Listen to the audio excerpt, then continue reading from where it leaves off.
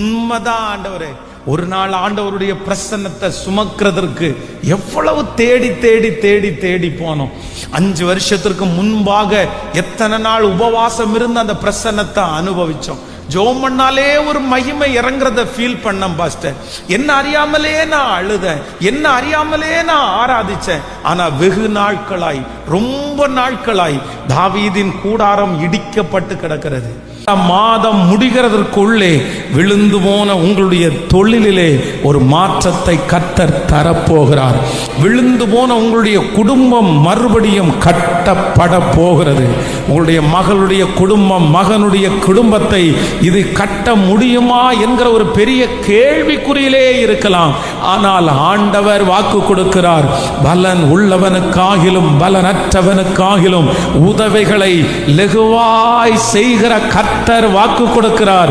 நான் மறுபடியும் உன் பிள்ளையினுடைய வாழ்க்கையை கட்டுவேன். புஸ்தகம் 9வது அதிகாரத்தினுடைய 12வது வசனம். ஆமோசின் தீர்க்க தரிசன புஸ்தகம் 9வது அதிகாரத்தினுடைய 12வது வசனம். எல்லாரும் சேர்ந்து வாசிக்கலாம். அந்நாளிலே விழுந்து போன தாவீதின் கூடாரத்தை நான் திரும்ப எடுப்பித்து அதன் திறப்புகளை அடைத்து அதில் பாழாய் போனதை சீர்படுத்தி பூர்வ நாட்களில் இருந்தது போல அதை ஸ்தாபிப்பேன் என்று இதை செய்கிற கர்த்தர் சொல்லுகிறார். இன்னொரு விஷயம் கூட சத்தமாய் நாம் வாசிக்க போகிறோம். எல்லாரும் சேர்ந்து ஒரு சத்தமாய் வாசிக்கலாமே. அந்நாளில் தானே விழுந்து போன தாவீதின் கூடாரத்தை நான் திரும்ப எடுப்பித்து அதன் திறப்புகளை அடைத்து அதில் பாழாய் போனதை சீர்படுத்தி பூர்வ நாளில் இருந்தது போல அதை ஸ்தாபிப்பேன் என்று இதை செய்கிற கர்த்தர் சொல்லுகிறார். நீங்கள் அப்போஸ்தலர் நடபடிகள் 15ஆம் அதிகாரத்தினுடைய 17வது வசனத்தை கூட வாசிக்கலாம். அப்போஸ்தலர் நடபடிகள் 15ஆம் அதிகாரத்தினுடைய 17வது வசனம். இதற்கு பின்பு திரும்ப வந்து விழுந்து போன தாவீதின் கூடாரத்தை மறுபடியும் எடுப்பித்து அதிலே பழுதாய் போனவைகளை சீர்படுத்தி அதை செவ்வையாக நிறுத்துவேன் என்று இவைகளை செய்கிற கர்த்தர் சொல்லுகிறார் என்று எழுதி இருக்கிறதே. கர்த்தருடைய பிள்ளைகளே, வேதத்திலே இருக்கிற ஒரு சில வசனங்கள் மட்டும்தான் மறுபடியும் அது திரும்ப ரிப்பீட் ஆகும். அதுவும் சில வசனங்கள் மட்டும்தான் பழைய ஏற்பாட்டிலே இருக்கிற அந்த வசனத்தை புதிய ஏற்பாட்டிலே சில வசனங்கள் தான் எழுதப்படும். அதிலே ஒரு முக்கியமான ஒரு வசனம் என்னன்னா, அவர் விழுந்து போன தாவீதின் கூடாரத்தை திரும்ப எடுப்பித்து அதில் பாழாய் போனதை சீர்படுத்தி அதை செவ்வையாக நிறுத்துவேன் என்று கர்த்தர் வாக்கு கொடுக்கிறார். இந்த மாதம் இந்த சத்தத்தை கேட்கிற ஒவ்வொரு ஆண்டவருடைய பிள்ளைகளுக்கும் இது கர்த்தரே நேரடியாய் கொடுக்கிற வார்த்தை. இது ஒரு மனிதனுடைய வார்த்தை அல்ல, இது ஒரு ஊழியக்காரனுடைய வார்த்தை அல்ல. ஆண்டவராகிய கர்த்தர் இன்றைக்கு சோர்ந்து போய் இருக்கிற ஒவ்வொருத்தரையும் பார்த்து கர்த்தர் வாக்கு கொடுக்கிறார். நான் விழுந்து போன உன்னுடைய கூடாரத்தை மறுபடியும் எடுத்து நிறுத்துவேன் என்று கர்த்தர் வாக்கு கொடுக்கிறார். அதிலே பழுதாய் போனகளை சீர்படுத்துவேன் என்று கர்த்தர் வாக்கு கொடுக்கிறார். மறுபடியும் அதை நிறுத்துவேன் என்று கர்த்தர் வாக்கு கொடுக்கிறார். நம்புறவர்கள் கரங்களை உயர்த்தி ஒரு ஹல்லேலூயா சொல்லலாம். சத்தத்தை உயர்த்தி ஒரு ஹல்லேலூயா சொல்லலாம். இந்த மாதம் முடிகிறதற்குள்ளே விழுந்து போன உங்களுடைய தொழிலிலே ஒரு மாற்றத்தை கர்த்தர் தரப்போகிறார். விழுந்து போன உங்களுடைய குடும்பம் மறுபடியும் கட்டப்பட போகிறது. உங்களுடைய மகளுடைய குடும்பம், மகனுடைய குடும்பத்தை இது கட்ட முடியுமா என்கிற ஒரு பெரிய கேள்விக்குறியிலே இருக்கலாம். ஆனால் ஆண்டவர் வாக்கு கொடுக்கிறார், பலன் உள்ளவனுக்காகிலும் பலனற்றவனுக்காகிலும் உதவிகளை லெகுவாய் செய்கிற கர்த்தர் வாக்கு கொடுக்கிறார். நான் மறுபடியும் உன் பிள்ளையினுடைய வாழ்க்கையை கட்டுவேன். நான் மறுபடியும் உன்னுடைய வியாபாரத்தை நான் கட்டுவேன். நான் மறுபடியும் உன்னுடைய ஆவிக்குரிய வாழ்க்கையை நான் மறுபடியும் கட்டுவேன். உன்னுடைய ஜெப வாழ்க்கையை நான் மறுபடியும் கட்டுவேன். ஆமென். உன்னுடைய ஊழிய காரியத்தை நான் மறுபடியும் கட்டுவேன். கர்த்தராகிய ஆண்டவர் வாக்கு கொடுக்கிறார். அந்நாளிலே, சீக்கிரத்திலே, இந்த மாதத்திலே விழுந்து போன தாவீதின் கூடாரத்தை நான் திரும்ப எடுப்பித்து அதனுடைய திறப்புகளை அடைத்து பாழாய் போனதை சீர்படுத்தி பூர்வ நாட்களில் இருந்தது போல அதை ஸ்தாபிப்பேன் என்று இதை செய்கிற கர்த்தர் வாக்கு கொடுக்கிறார். நல்ல மேல கரங்களை தட்டி ஆமென் என்று சொல்லி இதை நான் விசுவாசிக்கிறேன். இந்த வார்த்தை பலிபீடத்திலிருந்து வரும்போதே, இந்த வார்த்தையை ஊழியக்காரன் மூலமாய் கர்த்தர் சொல்லும் போதே இந்த காரியத்தை ஆண்டவர் அப்படியே நிறைவேற்றுவாராக. நம்முடைய தேவனாகிய கர்த்தருக்கு ஒரு மிகப்பெரிய வலிமை இருக்கிறது. என்ன வலிமை அப்படின்னு சொன்னா, அவர் மறுபடியும் கட்டுகிறதிலே சிறந்தவர். இந்த உலகத்திலே இருக்கிற பல மனிதர்களாலே ஒரு விசை இடிந்து போனது, ஒரு விசை பட்டு போனது, மறுபடியும் கட்டவே முடியாது. ஆனால் ஆண்டவரால் மட்டும்தான் மறுபடியும் கட்ட முடியும். வேதத்திலே இதற்கு பலவிதமான பரிசுத்தவான்களுடைய வாழ்க்கை நமக்கு முன் உதாரணமா இருக்கிறது. வேதம் சொல்லுகிறது, ரூத் இளம் வயதிலே அவள் ஒரு அந்நிய நாட்டு பெண். தன்னுடைய கணவனார் திருமணம் முடிந்து சில ஆண்டுகளுக்குள்ளாகவே தன்னுடைய கணவனார் மரித்து போகிறார்கள். அப்போ மரித்து போகிற தன்னுடைய கணவனார் அப்போ இவங்க சொல்றாங்க, உனக்கு எப்படி நான் வாழ்க்கை கொடுப்பேன்? நீ என் கூட வராத, நீ என் கூட வந்தன்னா உனக்கு எந்த எதிர்காலமுமே இல்லை, நான் உனக்கு ஒன்றும் பண்ண முடியாது, உன்னுடைய வாழ்க்கையை யாரும் கட்ட முடியாது. ஆனால் வேதம் சொல்லுகிறது, யாரும் கட்ட முடியாத ஒரு அந்நிய நாட்டினுடைய பெண்ணாகிய ரூத்தினுடைய வாழ்க்கையை கர்த்தர் மறுபடியும் கட்டினாள். அவனுடைய வாழ்க்கையில கர்த்தர் ஒரு போவாசை ஆண்டவர் காண்பித்தாள். இந்த வாழ்க்கை என்னவாய் முடியுமோ என்று நினைத்த அந்த ரூத்துக்கு ஒரு மறு வாழ்வை ஆண்டவர் கொடுக்க முடியுமானால், விழுந்து போன அந்த குடும்ப வாழ்க்கையை கட்ட முடியுமானால், கர்த்தர் இன்றைக்கு தீர்க்க தரிசனமாய் சொல்லுகிறார், உங்க வாழ்க்கையும் மறுபடியும் கட்டுவது கர்த்தருக்கு லேசான காரியம். பேதுருவை குறித்து வேதம் சொல்லுகிறது, ஆண்டவர் தன்னோடு இருக்கும்போது பல முறை ஆண்டவர் எச்சரிக்கிறார். எப்பா இல்ல, நீ உங்களில் ஒருவன் என்னை காட்டி கொடுப்பான் அப்படின்னு சொல்றாரு. அதற்கு முன்பாக பேதுருவை பார்த்து சொல்றாரு, பேதுருவே பேதுருவே, நீ ரொம்ப கவனமா இரு, நீ ஜாக்கிரதையா இரு, சத்துரு உன்னை சோதிக்க போறான், அவன் ரொம்ப சோதிக்கிறான். அப்போ இந்த பேதுரு என்ன சொல்றான் அப்படின்னு சொன்னா, இல்ல இல்ல, காவலிலும் சாவிலும் நான் உம்மை பின்பற்றுவேன், நான் எப்படி உங்களை விட்டு போவேன், இந்த மாதிரிலாம் நீங்க எப்படி பேசிட்டு இருக்கலாம் அப்படின்னு சொல்லி தன்னுடைய ஸ்பிரிச்சுவல், தன்னுடைய ஆவிக்குரிய வாழ்க்கையிலே தான் நிற்கிறேன் என்று நினைத்தான். நான்லாம் விடமாட்டேன், நான்லாம் ஜபத்தெல்லாம் விடமாட்டேன், நான்லாம் ஆண்டவரெல்லாம் விடமாட்டேன் அப்படின்னு ரொம்ப வீரவசனம் மாதிரி அவன் பேசினான். ஆனா திடீரென்று இந்த பேதுரு சூழ்நிலையின் காரணமாய் ஆண்டவரை மற்றும் மறுதலிச்சான். ஆண்டவர் ஆண்டவர் ரொம்ப வித்தியாசமா ஆண்டவரை பேசி ஏளனமாய் அவன் சொன்னான். கூட இருக்கிற அந்த சகோதரிகளை பார்த்து இயேசுவை அந்த இடத்துல சபித்தான். அவ்வளவுதான், இனி எப்படி ஆண்டவருடைய முகத்தை நான் பார்ப்பேன், இனி எப்படி ஆண்டவருடைய ஊழியத்தை செய்வேன், அந்த 12 பேர்ல ஒருத்தன் அப்படின்ற அந்த லிஸ்ட்ல இருந்து என்ன முதல்ல நான் தூக்கணும். ஏன்னா ஆண்டவர் எவ்வளோ எச்சரிச்சு நான் கேட்கல. ஆனா வேதம் சொல்லுகிறது, பேதுருவை உயிர்த்தெழுந்த இயேசு சந்தித்தார். அவன் விழுந்து போன அந்த நேரத்தில் ஆண்டவர் அவனை சந்தித்து பலப்படுத்தி மறுபடியும் கர்த்தர் வாக்கு கொடுக்கிறார், இந்த கல்லின் மேல் என் சபையை கட்டுவேன், பாதாளத்தின் வாசல்கள் அதை மேற்கொள்ளுவது இல்லை. மறுபடியும் பேதுருடைய வாழ்க்கையை ஊழியத்தை கட்டி அவனை விலையேற பெற்ற ஒரு தேவனுடைய ஊழியனாய் மாற்றினார். அவருடைய பிரசன்னம் இந்த மாதத்தில் நம்மை முற்றிலும் சூழ்ந்து கொண்டிருக்கிறது. அநேகம் பேருடைய கரத்தை ஆண்டவர் பிடிக்கிறார். அநேகம் பேரை ஆண்டவர் தைரியப்படுத்துகிறார். நிறைய பேருடைய மனதில் இப்படிதான் நினைக்கிறீர்கள், ஆண்டவரே மறுபடியும் நான் எப்படி, மறுபடியும் நான் எப்படி, மறுபடியும் நான் எப்படி தலை நிமிர்ந்து வாழுவேன், மறுபடியும் எப்படி என் குடும்ப வாழ்க்கை நான் தொடருவேன், மறுபடியும் எனக்கு இந்த காரியத்தை நினைச்சாலே எனக்கு தூக்கம் வரல, எனக்கு ரொம்ப கஷ்டமா இருக்கு, மறுபடியும் என்கிற வார்த்தை என் வாழ்க்கையில நிறைவேறுமா என்கிற எதிர்பார்ப்போடு வந்திருக்கிற நிறைய பேரை கர்த்தர் நேருக்கு நேராய் சந்தித்து இந்த 100 நாள் ஜெபம் முடிகிறதுக்குள்ளே ஒரு அற்புதம் நடக்க போகிறது.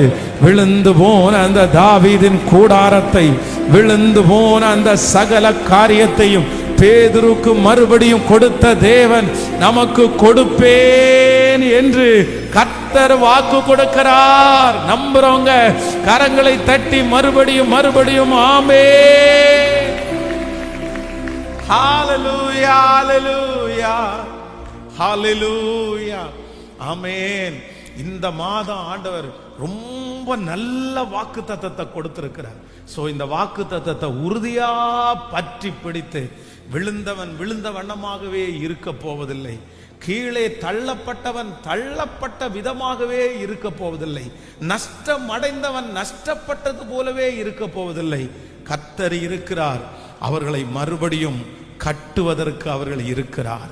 அதனால இந்த மாதம் நம்மிடத்திலே அசைவாடுகிற தேவன் யார் என்றால் மறுபடியும் நம்மை கட்டுகிற தேவன். ஹalleluya.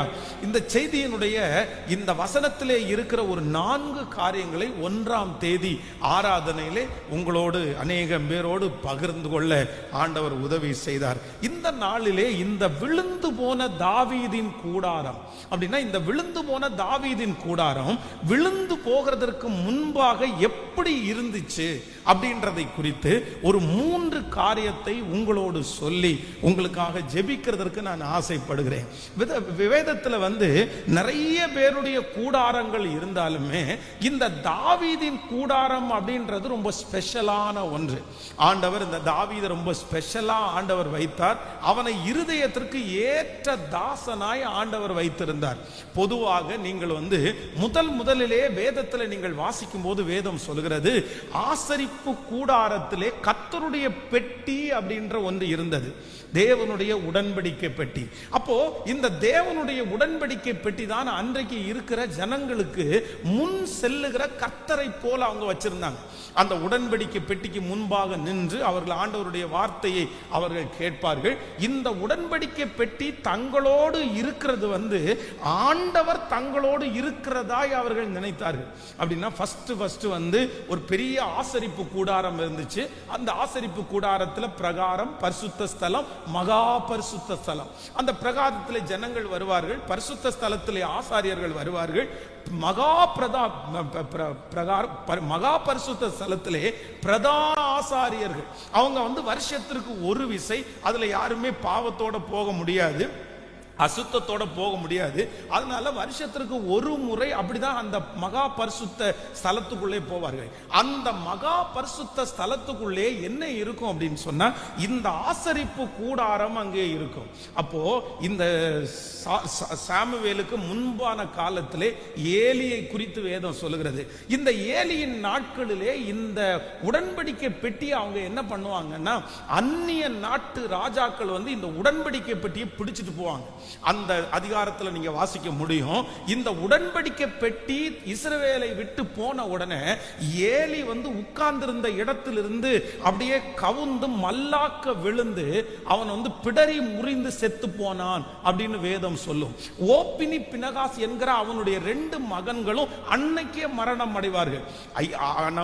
ஆசாரியனுடைய மரணம், ஆசாரியனுடைய பிள்ளைகளாகிய 2 பேருடைய மரணம். அதற்கு பிறகு பார்ப்பீர்களே ஆனால் அந்த ஒருத்தனுடைய மனைவி பச்சை குழந்தையை தூக்கிட்டு வரும்போது கீழே போட்டு விழுந்து அது அந்த இடத்துல அவள் தன்னுடைய பிள்ளையை முடவனை போல அந்த ஒரு சூழ்நிலை, இப்படி ஒரு மிகப்பெரிய கலக்கம் உண்டான ஒரு நேரம். என்ன நேரம்னா அந்த நேரம். ஆனால் இந்த உடன்படிக்கை பெட்டி அதற்கு பிறகு வெளியிலே இருந்தது. இதை அடுத்தது வந்தது யார் அப்படின்னா சாமுவேல் தான் அடுத்து தீர்க்கதரிசியாய் வந்தார். இந்த சாமுவேல் எல்லா ஊழியத்தை செய்தாலும் அநேக இடத்துல போய் ஒரு பைபிள் காலேஜ் ஆரம்பிச்சாரு, நிறைய ராஜாக்களை அபிஷேகம் பண்ணினார். ஆனா இந்த உடன்படிக்கை பெட்டியை நம்ம பாதுகாக்கணும், இதற்காக ஒரு இடத்தை நம்ம ஆயத்தப்படுத்தணும் அப்படின்ற எந்த எண்ணமுமே அவருக்குள்ள வரவே இல்லை. ஆனா the first time முதலிலே இந்த உடன்படிக்கை பெட்டிக்கென்று ஒரு கூடாரத்தை ஸ்தாபித்து அந்த கூடாரத்துக்குள்ளே, அப்படின்னா உடன்படிக்கை பெட்டி என்கிறது கர்த்தர், உடன்படிக்கை பெட்டி என்கிறது கர்த்தருடைய பிரசன்னம், கர்த்தருடைய மகிமை, கர்த்தர் தனக்கு வாக்கு கொடுக்கிற இடம் தான் இந்த உடன்படிக்கை பெட்டி. இந்த உடன்படிக்கை பெட்டியை குறித்து நீங்கள் யோசுவாவில் வாசிக்கும் போது இந்த உடன்படிக்கை பெட்டியை சுமக்கிற ஆசாரியருடைய கால்கள் அந்த யோர்தான் நதியிலே பட்ட உடனே இருபுறமும் கரை புரண்டு ஓடின அந்த யோர்தான் அப்படியே பிளந்து நின்றுச்சு அப்படின்னு வேதம் சொல்லுது. அப்படின்னா இந்த பிரசன்னத்தை யாரெல்லாம் சுமக்கிறார்களோ, தேவனை யாரெல்லாம் சுமக்கிறார்களோ அவர்களுக்கு முன்பாக யோர்தான் பெருகி நின்றாலும் அது இரண்டாய் பிளக்கக்கூடிய அந்த வல்லமை கர்த்தருடைய பிரசன்னத்தை சுமக்கிறவர்களுக்கு இருக்கிறது, கர்த்தரை சுமக்கிறவர்களுக்கு இருக்கிறது. அப்போ இந்த உடன்படிக்கை பெட்டி என்கிறது நீங்க நினைக்கிறது மாதிரி சாதாரணமானது அல்ல. ஆனா இந்த உடன்படிக்கை பெட்டியை இதுவரைக்கும் அது தன்னுடைய தேசத்திலே இஸ்ரவேல் ஜனங்களுக்குள்ளே ஏதோ ஒரு இடத்துல இருந்துச்சு. இப்ப போயிருச்சு பாருங்க உடன்படிக்கை பெட்டி. அந்த உடன்படிக்கை பெட்டியை அடுத்து அகைன் திரும்ப சவுல் ராஜாவாக அபிஷேகம் பண்ணப்படுகிறார். சவுலும் அப்படிதான் எத்தனையோ வருடம், கிட்டத்தட்ட 40 ஆண்டுகள் அவர் ராஜ்யபாரம் பண்ணினார். இந்த 40 ஆண்டுகளிலே ஒரு நாள் கூட இந்த உடன்படிக்கை பெட்டியை எடுக்கணும், அதை நம்முடைய இஸ்ரவேல் தேசத்துக்குள்ள நம்ம கொண்டு வரணும், அதை நம்ம இப்படி விட்டுற முடியாது அப்படின்ற எண்ணம் அந்த மனுஷனுக்குள்ளேயும் அந்த ராஜாவுக்குள்ளேயும் வரவே இல்லை. அவன் நினைத்திருந்தால் அந்த உடன்படிக்கை பெட்டியை கொண்டு வந்திருக்கலாம், அதற்காக ஒரு ஸ்தலத்தை ஆயத்தப்படுத்தி இருக்கலாம். அந்த எண்ணம் சவுலுக்கும் வரல. ஆனால் கர்த்தருடைய இருதயத்திற்கு ஏற்ற தாசனாய் இருக்கிற இந்த தாவீதுக்கு என்ன தோணுச்சு அப்படின்னு சொன்னா, இல்ல இல்ல இல்ல, நான் ரொம்ப பெரிய மச்சுப்பாவம் பண்ண அந்த பெரிய வீட்டில் நான் குடியிருக்கிறேன், நான் நல்ல வீட்டில் குடியிருக்கிறேன், ஆனா எனக்கு ஒன்று வேணும். நான் என்ன பண்ணணும் அப்படின்னா, நான் ராஜ்ய பாரத்தை எடுத்துக்கிட்டேன், கர்த்தர் என்ன பல மடங்கு ஆசீர்வதித்தார், ஆனா ஆண்டவருடைய உடன்படிக்கை பெட்டியை எப்படியாகிலும் இங்கே கொண்டு வர வேண்டும் என்று முயற்சி எடுத்தான். அப்ப நான் நேற்றைக்கு இரவில் ஆண்டவருடைய வார்த்தையை தியானிக்கும் போது இந்த உடன்படிக்கை பெட்டியை ஒரு இடத்திலே கொண்டு அந்நிய தேசத்திலிருந்து பலவிதமான பிரச்சனைகளை சந்தித்து இந்த உடன்படிக்கை பெட்டியை தனக்குள்ள கொண்டு வருவதற்கு இந்த தாவீது அதற்கென்று ஒரு கூடாரம் கட்டுகிறான். அதைத்தான் வேதம் சொல்கிறது தாவீதின் கூடாரம். தாவீதின் கூடாரம் என்றால் என்ன அப்படின்னா, ஆண்டவருடைய பிரசன்னத்தை கொண்டு தன்னோடு வைக்கிறது தான் ஆண்டவருடைய தாவீதின் கூடாரம். நான் நம்புறேன் இந்த உலகத்திலே இருக்கிற அநேக மனிதர்கள், ஆண்டவர் ராஜாவா ஏற்படுத்தின, தீர்க்கதரிசியா ஏற்படுத்தின அநேக மனிதர்கள் அந்நிய நாட்டு ராஜாக்களை ஜெயித்தார்கள், கப்பம் கட்ட வைத்தார்கள், பெரிய பெரிய படை தலைவர்களை தங்களுக்கு சொந்தமாக்கினார்கள், நிறைய ராஜ்யங்களை தங்கள் பக்கமாய் இழுத்தார்கள். ஆனா ஆண்டவருடைய பிரசன்னத்தை வீட்டுக்குள்ள கொண்டு வச்சு கர்த்தருடைய பிரசன்னத்தை அனுபவித்த ஒரே மிகப்பெரிய ராஜா யாருன்னா இந்த தாவீது ராஜா. அதனாலதான் ஆண்டவர் சொல்றாரு, ஒரு நாள் இந்த பிரசன்னத்திற்காக பல பாடுகளை பட்டு, இந்த பிரசன்னத்தை யாருமே சுமக்கல, இந்த மகிமையை யாருமே பார்க்கல, இந்த ஃபீலிங்கை யாருமே உணரல. ஆனா என் தாசனாகிய தாவீது அந்த ஃபீலிங்ஸை உணர்ந்து அந்த பிரசன்னத்தை சுமந்து அற்புதத்தை கண்ணார கண்டுட்டான். ஆனா இன்றைக்கு அந்த தாவீதனுடைய கூடாரம் இடிந்து கிடக்கிறது. ஆனால் கர்த்தர் வாக்கு கொடுக்கிறார், மறுபடியும் விழுந்து போன தாவீதின் கூடாரத்தை எடுப்பித்து நிறுத்தினவர் தான் ஆண்டவராகிய இயேசு கிறிஸ்து. ஆண்டவராகிய இயேசு கிறிஸ்து இந்த உலகத்திலே வந்து பிதாவினுடைய பிரசன்னத்தை சுமந்து சித்தத்தை நிறைவேற்றி அவருடைய இரத்தத்தை சிந்தி அந்த விழுந்து போன தாவீதின் கூடாரமாகிய பிரசன்னத்தை மறுபடியும் நாம் ஒவ்வொருவருக்கும் கர்த்தர் கிருபையாய் தந்தார். கைகளை அசைத்து ஒரு ஹல்லேலூயா. நம்ம விடக்கூடாத ஒன்று என்ன அப்படின்னா ஆண்டவருடைய பிரசன்னம். இந்த உலகத்தில் எத்தனையோ கிறிஸ்டியானிட்டி இருக்கிறாங்க, எத்தனையோ திருச்சபைகளிலே இன்றைக்கு ஆராதனை நடந்து கொண்டிருக்கிறது. ஆனால் நான் நம்புறேன், இந்த சத்தத்தை கேட்கிற நீங்களும் நானும் அது சாதாரணமானவர்கள் அல்ல. நம்ம யார் அப்படின்னா கர்த்தருடைய உடன்படிக்கை பெட்டிக்காக பாடுபட்டவர்கள், உடன்படிக்கை பெட்டிக்காக நம்ம ரொம்ப கஷ்டப்பட்டவங்க. நம்ம ஒவ்வொருத்தரும் ஆண்டவருடைய பிரசன்னத்தை உணர்ந்தவங்க தான் இந்த இடத்துல நிறைய பேர் இருக்கிறோம். ஒருவேளை ஆண்டவருடைய பிரசன்னத்தை நீங்க உணரலன்னா கூட ஆண்டவருடைய பிரசன்னத்தை உணர்கிறதற்கு எந்த ஒரு தேவனுடைய பிள்ளை பாடுபடுறாங்களோ நான் நம்புறேன், உங்க வாழ்க்கை எப்ப முழுமையடையும் தெரியுமா? உங்க ஊழியம் எப்ப முழுமையடையும் தெரியுமா? நீங்க எப்பொழுது தேவனுடைய இருதயத்திற்கு ஏற்ற தாசர்களாய் மாறுவீர்கள் தெரியுமா?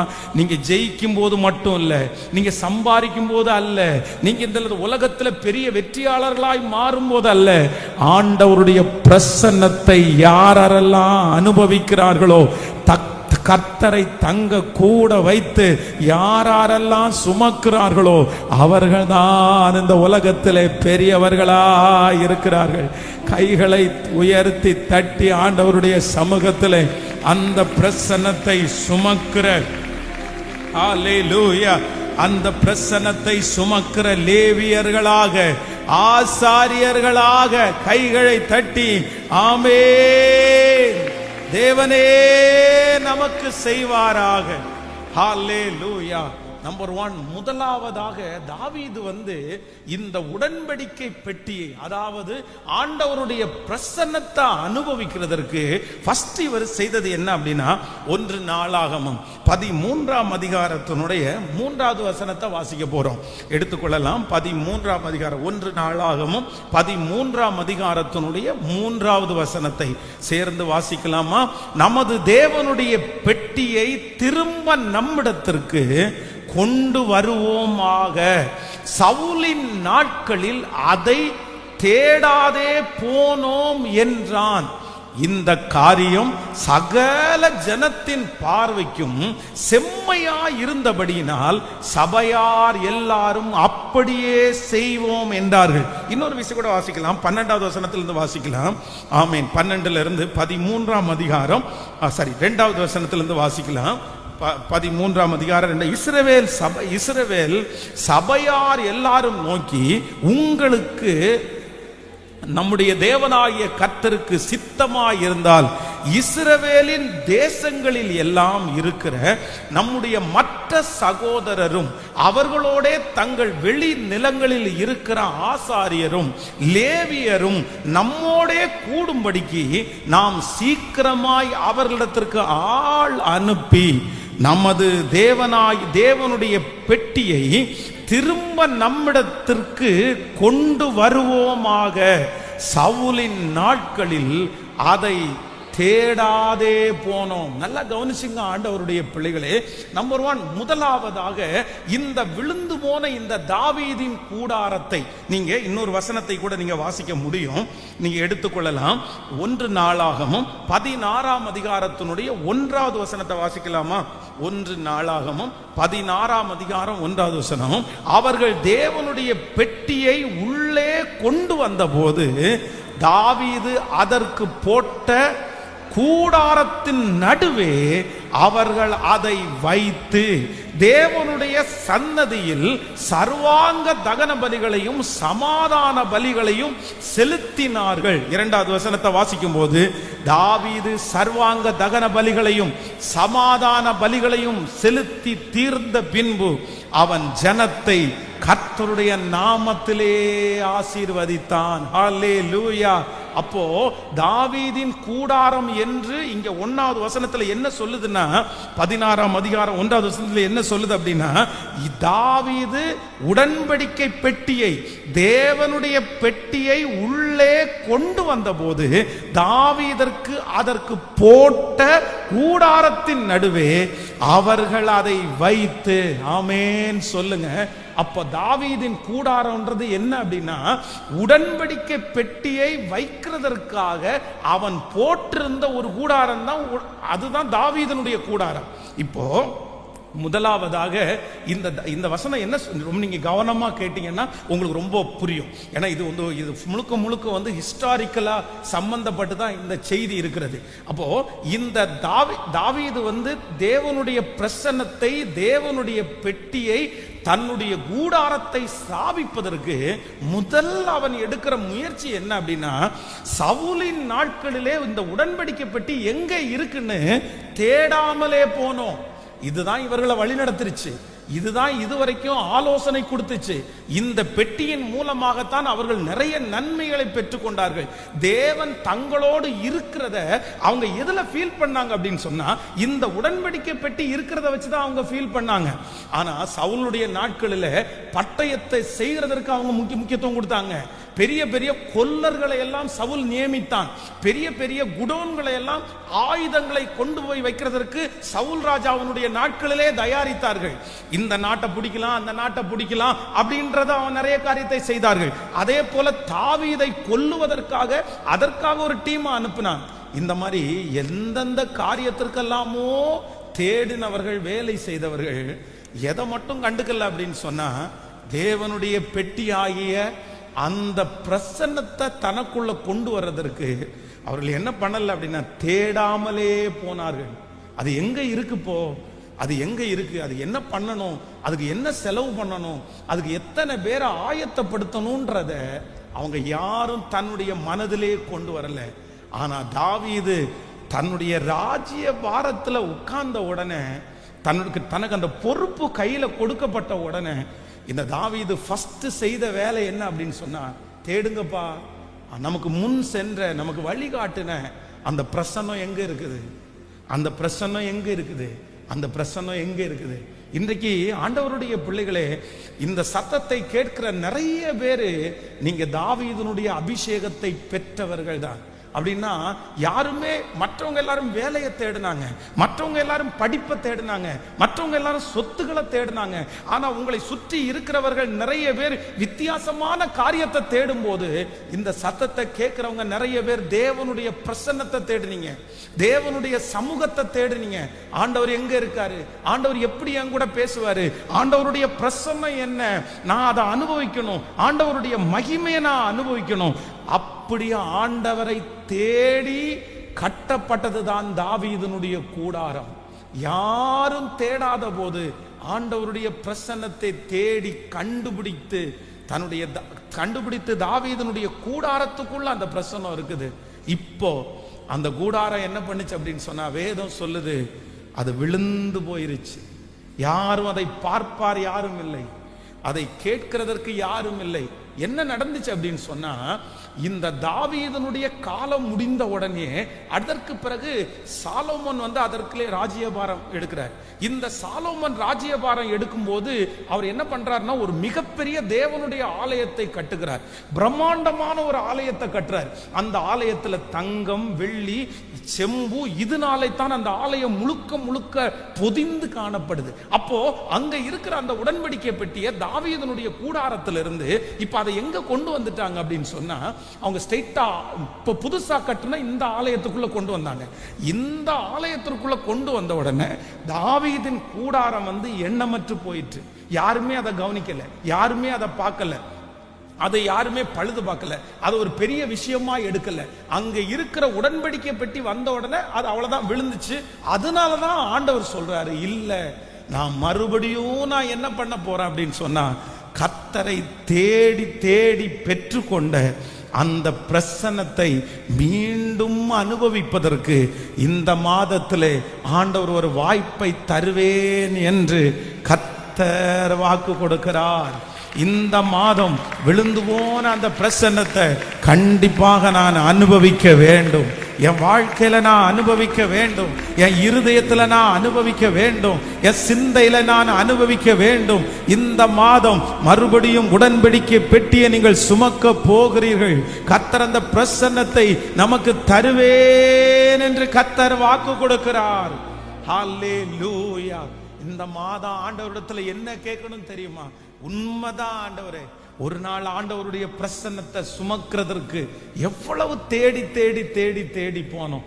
5 வருஷத்திற்கு முன்பாக எத்தனை நாள் உபவாசம் இருந்து அந்த பிரசன்னத்தை அனுபவிச்சோம். ஜோம் பண்ணாலே ஒரு மகிமை இறங்குறத ஃபீல் பண்ணேன் பாஸ்டர். என்ன அறியாமலே நான் அழுதேன், என்ன அறியாமலே நான் ஆராதிச்சேன். ஆனா வெகு நாட்களாய், ரொம்ப நாட்களாய் தாவீதின் கூடாரம் இடிக்கப்பட்டு கிடக்கிறது. தாவீதனுடைய கூடாரம் இடிக்கப்பட்டு கிடக்கிறது. தாவீதனுடைய வீடு நல்லா தான் இருக்குது. தாவீதனுடைய பிள்ளைகள் நல்லா தான் இருக்கிறாங்க. தாவீது யூஸ் பண்ண எல்லாமே நல்லா தான் இருக்குது. ஆனா தாவீதனுடைய வாழ்க்கையில என்ன மட்டும் இட்டு போயிடுச்சு அப்படின்னா, அந்த பிரசன்னத்தை சுமக்கிற கூடாரம் மட்டும் சிதைந்து போய் உடைந்து போய் கிடக்கிறது. இந்த ஆலயத்துல இந்த சத்தத்தை கேட்கிற யாரோ ஒருத்தரோட ஆண்டவர் எச்சரிக்கிறார். மகனே, உன்னுடைய வாழ்க்கையில எல்லாமே நல்லா இருக்குப்பா. கர்த்தர் கொடுத்திருக்கிற வேலை நல்லா இருக்குது. கர்த்தர் கொடுத்திருக்கிற பிள்ளைகள் நல்லா இருக்கிறாங்க. ஆண்டவர் கொடுத்திருக்கிற வாகனம் நல்லா இருக்குது. எல்லாமே ஆண்டவர் நல்லா வச்சிருக்கிறாரு. ஆனா ஒரு நாள்ல வேலையை தேடல, நீங்க கர்த்தரை மட்டும்தான் தேடுனீங்க. ஒரு நாள்ல பணத்தை தேடல, ஆண்டவரை மட்டும்தான் நீங்க தேடுனீங்க. ஒரு நாள்ல சொந்தக்காரங்களை தேடல, ஆண்டவரை மட்டும்தான் நீங்க தேடுனீங்க. நீங்கள் நிறைய பேர் சவுலை போல அல்ல. சவுல் மாம்சத்துக்குரியவைகளை தேடும் போது நீங்க நிறைய பேர் ஆவிக்குரியவர்களாம் தேடுனீங்க. தேடின உடனே அந்த பிரசன்னம் உங்களை தேடி வந்துருச்சு. ஆண்டவர் உங்களை தொட்டார், ஆண்டவர் உங்களை அபிஷேகித்தார். நீங்கள் பல மணி நேரங்கள் நீங்கள் ஜெபித்தீர்கள், தனிமையாய் ஜெபித்தீர்கள். ஆண்டவர் எப்பொழுதும் உங்க கூட வர்றதை நீங்க உணர்ந்தீங்க. ஆண்டவர் உங்களோட பேசுறதை நீங்க உணர்ந்தீங்க.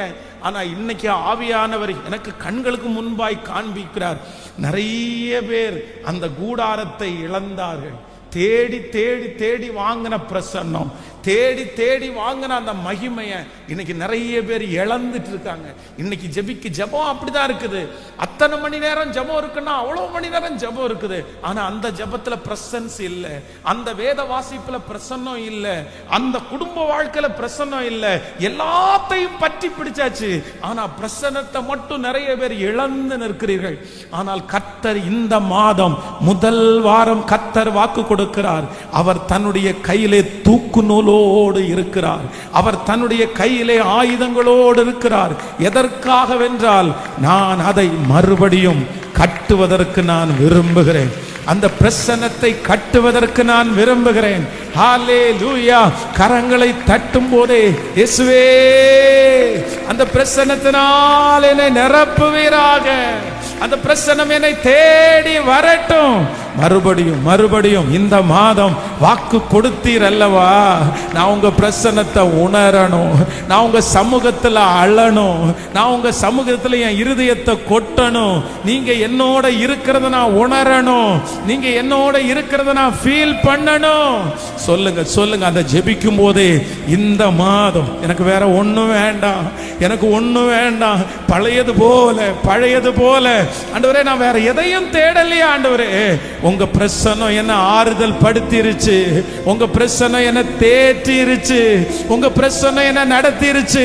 அந்த பிரசன்னத்தை கைகள் வலிச்சா கூட பரவாயில்ல, உயர காண்பித்து இயேசுப்பாவிடத்துல, ஆண்டவரே அந்த பிரசன்னத்தினால் என்ன நிரப்பு.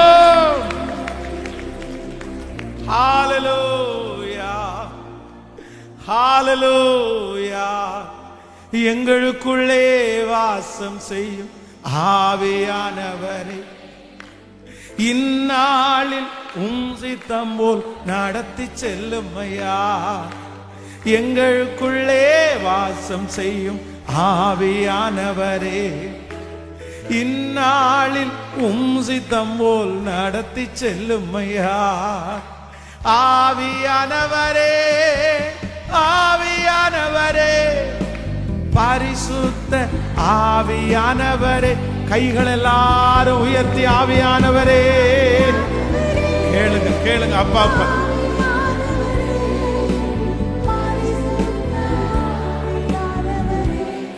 ஆவியானவரே,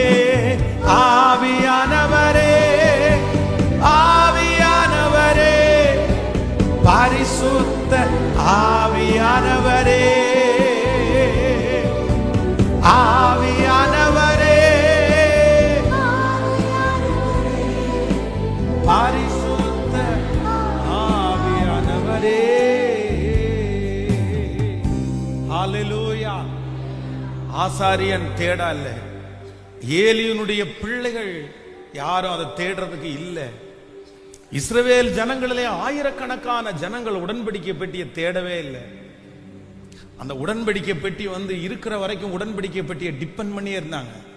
ஆனா அது இல்லாத போது தொலைஞ்சு போன உடன்படிக்கை பெட்டி அந்நிய நாட்டுல இருக்குது, நம்ம அதை கொண்டு வரணும்னு நினைக்காம கர்த்தரிடத்துல என்ன கேட்டாங்க அப்படின்னு சொன்னா, எங்களுக்கு வழி நடத்துவதற்கு ஒரு ராஜாவை கொடுங்கன்னு இஸ்ரவேல் ஜனங்கள் கேட்டாங்க. அதனாலதான் வேதம் சொல்லுது, சாமுவேலை பார்த்து ஆண்டவர் சொல்றாரு, அவங்க ஒன்ன தள்ளல, நான் அவர்களை ஆளாதபடிக்கு. அவர்கள் யாரை தள்ளினார்கள்? என்ன தள்ளினாங்க. அந்த உடன்படிக்கை பற்றி யாருக்கும் ஞாபகமே வரல. ஆண்டவருடைய பிரசன்னத்தை யாருக்கும் ஞாபகம் வரல. இன்னைக்கு இருக்கிற ஒரு மிகப்பெரிய தோல்வி என்ன தெரியுமா பிரதர்? தோல்வி என்ன தெரியுமா சிஸ்டர்? எல்லாத்தையும் தேடுவோம், எல்லாத்தையும் தேடுவோம். ஆனா எதை தேடல தெரியுமா? ஆண்டவருடைய பிரசன்னத்தை ஃபீல் பண்ணியிருக்கீங்களா? உண்மையான நான் என்னுடைய 14 வயது வரைக்கும் ஒரு சர்ச்சுக்கு போயிருக்கிறேன். 14 வயது வரைக்கும் ஒரு நாள் கூட எங்க பாஸ்டுக்கு நான் எதிர்த்து பேசினதும் இல்லை, கீழ்ப்படியாம இருந்ததும் இல்லை. எங்க சர்ச்சில் 14 வருடம் நல்ல பிள்ளை என்ற பேரை வாங்கியிருக்கிறேன். அந்த 14 வருஷத்துல சர்ச்சில் நடக்கிற எல்லா ஃபங்க்ஷன்லையும் நான் தான் ஃபர்ஸ்டா நின்றுக்கிறேன். வேலை எல்லாத்துலயுமே உண்மையிலே கர்த்தருக்கு முன்னாடி சொல்றேன், சர்ச் விஷயத்துல ஒழுக்கமா என்ன தவிர யாருமே இருக்க முடியாதுன்ற அளவுக்கு எல்லாத்துலயும் ஃபர்ஸ்ட், எல்லாத்துலயும் ஃபர்ஸ்ட் அப்படி நான் இருந்திருக்கிறேன். ஆனா ஒன்று, நான் அவருடைய பிரசன்னத்தை என்ன பண்ணல அப்படின்னா உணரவே இல்லை. 14 வருஷம் வரைக்கும் என்னுடைய கிறிஸ்தவ வாழ்க்கை எப்படி இருந்துச்சு தெரியுமா? சிலரை போல நானும் ஒரு சாதாரணமா ஆலயத்துக்கு போறேன், கர்த்தருக்கு பயப்படுற பயம் இருக்குது, பாஸ்டர் பிரசங்கம் பண்றாரு, ஆண்டவரை பிடிக்கும், ரொம்ப பிடிக்கும், ஆண்டவருக்கு என்ன பிடிக்கும், ஜெபம் இருந்துச்சு, எல்லாமே இருந்துச்சு. ஆனா 15வது வயதுல பைபிள் காலேஜில் காலடி எடுத்து வைக்கும் போதுதான் ஃபர்ஸ்ட் என்ன உணர்ந்தேன் அப்படின்னு சொன்னா, ஓ ஆண்டவருடைய பிரசன்ஸ் ஒண்ணு இருக்குது, ஆண்டவர் நமக்குள்ள இறங்குவாரு, அவரை நம்ம அனுபவிக்க முடியும், அவர் நம்மோட பேசுவாரு, அவர் நம்மோட இருக்கிறத நம்ம ஃபீல் பண்ண முடியும் அப்படின்றத 15வது வயதுல தான் ஒரு டைம் கண்டுபிடிச்சேன். அந்த 15வது வயசுக்கு மேலதான் எனக்கு வேதத்தினுடைய சத்தியம் அப்பதான் எனக்கு புரிஞ்சிருச்சு. அதனுடைய கருகலான விஷயம் அப்பதான் எனக்கு புரிஞ்சிருச்சு. எனக்குள்ள ஒரு பெரிய நம்பிக்கை வந்துச்சு, ஆண்டவர் மேல ஒரு பெரிய வெற்றி வந்துருச்சு. பரிசுத்தமா வாழணும், தேவனுக்காக ஊழியம் பண்ணணும். அதற்கு முன்னாடி இருந்த கிறிஸ்தவ வாழ்க்கைக்கும் அவருடைய பிரசன்னத்தை உணர்ந்ததற்கு பிறகு இருந்த கிறிஸ்தவ வாழ்க்கைக்கும் ரொம்ப ரொம்ப ரொம்ப வித்தியாசம். அத என்னுடைய கற்பனையை சொல்லி அப்படி சொல்லி புரிய வைக்கவே முடியாது. அந்த அளவிற்கு இன்றைக்கு இந்த சர்ச்சில் வந்திருக்கிற பிரதர் சிஸ்டர் யாரா ஒருத்தரா இருக்கலாம், நீங்க கிறிஸ்தவங்களா இருக்கிறதுனால எந்த யூஸும் இல்லை பிரதர், எந்த யூஸ். நான் அடிக்கடி சொல்லுவேன், இயேசுவை பிடிச்சவங்க வெறும் கிறிஸ்டியன்ஸ் மட்டும் கிடையாது, இயேசுவை பிடிச்சவங்களுக்கு எல்லாருக்குமே பிடிக்கும்.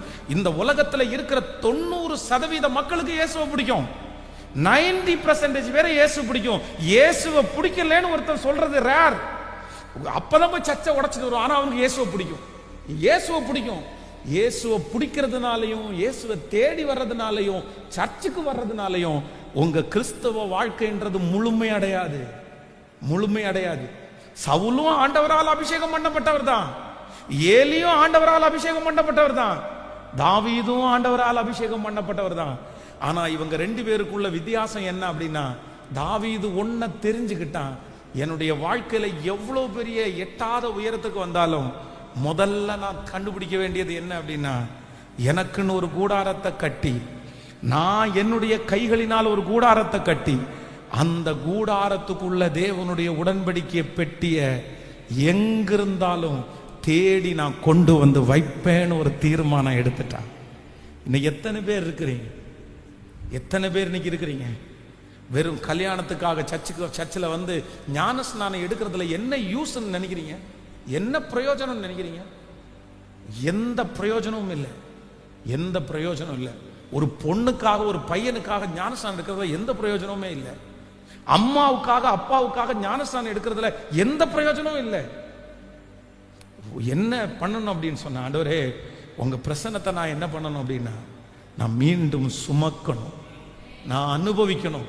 எனக்கு ஆசையா இருக்குது, எனக்கு ஆசையா இருக்கு. ஏன் அப்படின்னா, அதனுடைய வேல்யூ எவ்வளவு பெருசுன்னு எனக்கு தெரியும், அதனுடைய மகிமை எவ்வளவு பெருசுன்னு தெரியும். ஆண்டவருடைய பிரசன்னத்தை மட்டும் சுமக்க ஆரம்பிச்சிருங்க, சாபங்கள் விட்டு விலகும், கட்டுகள் விட்டு விலகும், சாபங்கள் தொட முடியாது, வியாதிகள் தொட முடியாது, விரக்தி உங்களுக்குள்ள இருக்காது, தற்கொலை எண்ணங்கள் உங்களுக்குள்ள இருக்காது, இந்த உலகத்தை குறித்த வெறுப்பு உங்களுக்குள்ள இருக்காது. ஆண்டவருடைய பிரசன்னம் எவ்வளோ பெரிய மலையையும் மெழுகு போல உருகி போடக்கூடிய பிரசன்னம், அது கர்த்தருடைய பிரசன்னத்துக்கு மட்டும்தான் உண்டு. அந்த பிரசன்னத்தை தேடி கண்டுபிடிக்கிறவர்கள் பாக்கியவான்கள். அல்லேலூயா. நம்பர் 1, முதலாவதாக விழுந்து போன இந்த தாவீதின் கூடாரம் என்ன அப்படின்னா, ஒரு நாள் தேடி தேடி தேடி தேடி கண்டுபிடிச்ச இந்த தேவ பிரசன்னம் என்கிற இந்த கூடாரம் அப்படியே விழுந்து உடைஞ்சு எண்ணமற்று கேட்பாரற்று பழுது பார்க்கப்படாமல் அப்படியே கீழே விழுந்துச்சு. இப்போ அதுக்குள்ள என்ன இல்லை அப்படின்னா, ஆசரிப்பு கூடாரம், அதுக்குள்ள உடன்படிக்கை பெட்டி இல்லை, அதனால தாவீதின் கூடாரம் இடிஞ்சு விழுந்துச்சு. இன்னைக்கு நிறைய பேருடைய கூடாரங்கள் இடிந்து கிடக்கிறதுக்கு நம்பர் 1 ஃபர்ஸ்ட் ரீசன், முதல் காரணம் என்ன அப்படின்னு சொன்னா, ஆண்டவருடைய உடன்படிக்கை பெட்டி என்கிற பிரசன்னம் இல்லை. அதைத்தான் ஆண்டவர் திரும்ப இந்த மாதம் வாக்கு கொடுக்கிறார். நான் விழுந்து போன தாவீதின் கூடாரத்தை திரும்ப எடுப்பித்து எடுப்பித்து கட்டுவேன். உங்க பிரசன்னம் மட்டும் எனக்கு போதும், உங்களுடைய பிரசன்னம் மட்டும் எனக்கு போதும், உங்களுடைய பிரசன்னம் மட்டும் எனக்கு போதும். மறுபடியும் இங்க இருக்கிற நிறைய பேருக்கு ஆண்டவர் பிரசன்னத்தை கர்த்தர் கொடுக்க போகிறார். கர்த்தரை நீங்க இனி ஃபீல் பண்ண போகிறீங்க. 10 ஆண்டுகளுக்கு முன்பாக ஏற்பட்ட அந்த தாக்கத்தை கர்த்தர் மறுபடியும் உங்களுக்கு தருவேன் என்று கர்த்தர் வாக்கு கொடுக்கிறார். இந்த மாதத்துல ஆண்டவர் அதை துவங்குவேன் என்று கர்த்தர் வாக்கு கொடுக்கிறார். இல்ல, அந்த ஆலயத்தை கர்த்தர் பழுது பார்க்க போகிறார், அதை கர்த்தர் செப்பனிட போகிறார், அதனுடைய திறப்புகளை எல்லாம் கர்த்தர் அடைக்க போகிறார். எந்த இடத்திலிருந்து அந்த பிரசன்னத்தை யார் எடுத்து போனார்களோ கர்த்தர் மறுபடியும் அந்த பிரசன்னத்தோடு வர்றாரு. ஜபத்தோட கேட்கிறவங்க நிறைய பேருக்கு கர்த்தர் இன்னைக்கு முகமுகமா பேசுறாரு, தீர்க்க தரிசனமா பேசுறாரு. உங்களுக்காகவே ஆண்டவர் பேசுறாரு. சிஸ்டர், இந்த வார்த்தை உங்களுக்காக தான். பிரதர், இந்த வார்த்தை உங்களுக்காக தான். நீங்க தான் ஆண்டவருடைய பிரசன்னத்தை இழந்து நிக்கிறீங்க. ஒரு நாள் வாலிப மகளே, வாலிப மகனே, நீ ஆண்டவருடைய பிரசன்னத்தை அவ்வளவு அனுபவிச்சவனாச்சே அப்பா, மணிக்கணக்கா ஆராதிச்சவனாச்சே அப்பா, ஆண்டவர் உன் கூட நடந்து வர்றதை நீ ஃபீல் பண்ணின பிள்ளையாச்சே. ஆனா இன்னைக்கு சூழ்நிலை மாறின உடனே, குடும்பம் மாறின உடனே, ஆட்கள் வந்த உடனே அவருடைய பிரசன்னத்தை இழந்து நிக்கிறியே. இதோ ஆவியானவர் உன்னை நெருக்கி ஏவுகிறார். உன் பக்கத்துல ஆண்டவர் வந்து நிற்கிறார். கர்த்தர் துடியா துடிக்கிறார். உன்னுடைய கூட படிக்கிற யாருமே தேடல, ஆனா நீ தேடுனியப்பா, நீ அழுதியப்பா. அத்தனை பேரும் ஆராதிச்சதும் நீ ஆராதிச்சதுக்கும் நிறைய வித்தியாசம் இருந்துச்சு அப்பா. ஆனா இன்னைக்கு அந்த வித்தியாசம் எங்க போச்சு? ஆனா கர்த்தர் சொல்லுகிறார், மறுபடியும் நான் உனக்கு தருவேன்.